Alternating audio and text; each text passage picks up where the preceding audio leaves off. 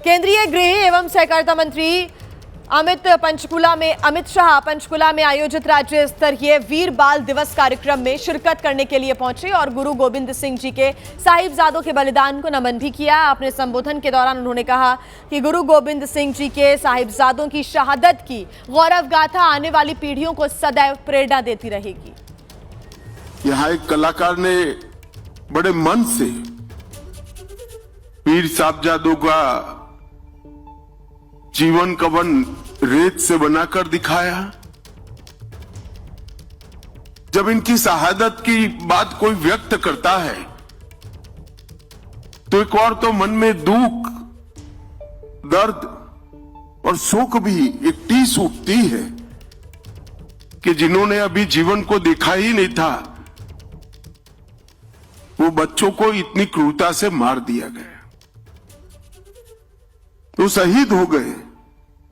और दूसरी ओर छाती गर्व से फूल भी जाती है, मैं ऐसे देश में पैदा हुआ हूं जहां एक बंदा अपने चारों साहिबजादों को देश और धर्म के लिए समर्पित करने से नहीं चूकता है। गुरु नानक देव साहब से लेकर दसम पिता तक पूरी सिख गुरु परंपरा को मन पूर्वक प्रणाम कर कर मेरी श्रद्धा व्यक्त करता हूं। हम सब एकत्रित हुए हैं चार साहबजादों की शहीदगी, इनकी वीरता, इनके बलिदान को याद करने के लिए। पोह का ये महीना ये भारत के स्वतंत्रता के इतिहास में बहुत दर्दनाक महीना माना जाता है। और जिन साहिबजादों की बात करना चाहते हैं, बाबा जोरावर सिंह जिनकी उम्र सिर्फ 9 साल थी,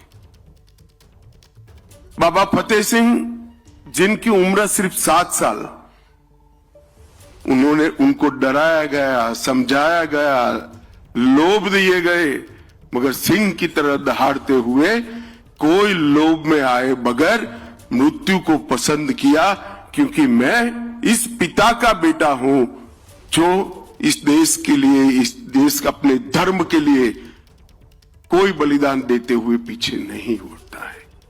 ये भावना इतने बच्चे में, इतनी कम आयु में पैदा भी नहीं हो सकती है।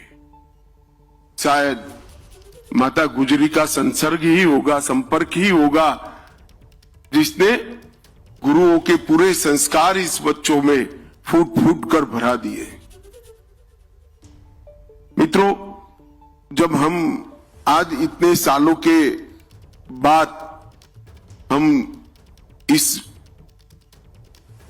घटना का याद भी करते हैं तो रोंगटे खड़े हो जाते हैं।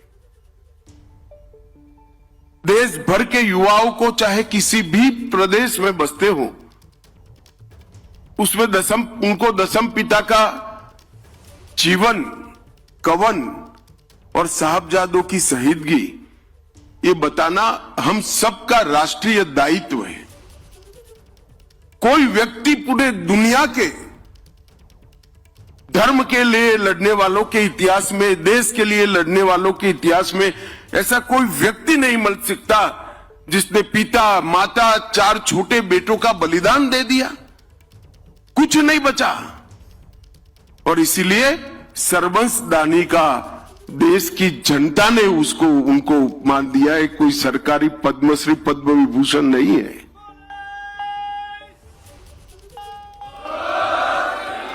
अपने पिता, अपनी माता, अपने चारों बच्चों का बलिदान करने के बाद भी लड़ाई को चालू रखा। और जब बाबा बंदा बहादुर ने यहां आकर बदला लिया, तब पूरी दुनिया को मालूम पड़ा कि अंत में तो सत्य की ही विजय होती है, सत्य का ही जय होता। ये जो जुझारूपन है, धर्म के प्रति समर्पण है, मातृभूमि के प्रति प्यार है, ये पूरे देश के सभी लोगों को जानकारी देने का एक अवसर है। 4 बेटे शहीद होने के बाद भी लड़ते रहना एक प्रकार से बहुत बड़ी बात, मगर ये पूरी परंपरा जो बनी, सबसे पहले मुगल का आक्रमण हुआ बाबर के समय में। उस वक्त नानक देव जी महाराज थे। गुरु नानक देव जी ने भी इसका विरोध किया।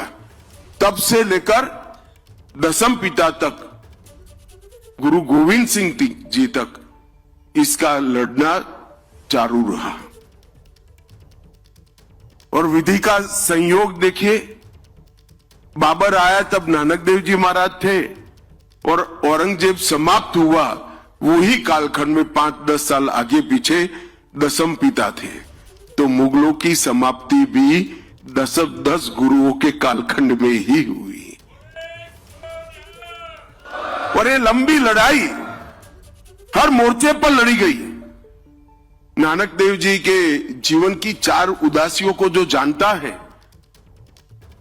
और उदासियों का एक बार आप रूट देख लोगे, उनका मार्ग देख लोगे, तो कोई व्यक्ति पैदल चलकर धर्म के प्रचार के लिए यहां से काबा तक और यहां से कर्नाटक तमिलनाडु तक कैसे जा सकता है?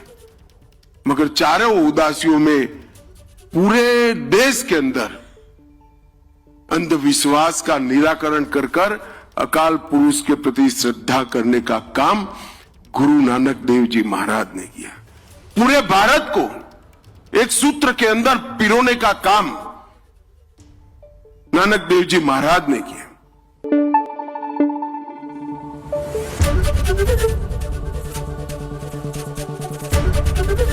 एबीपी न्यूज आपको रखे आगे।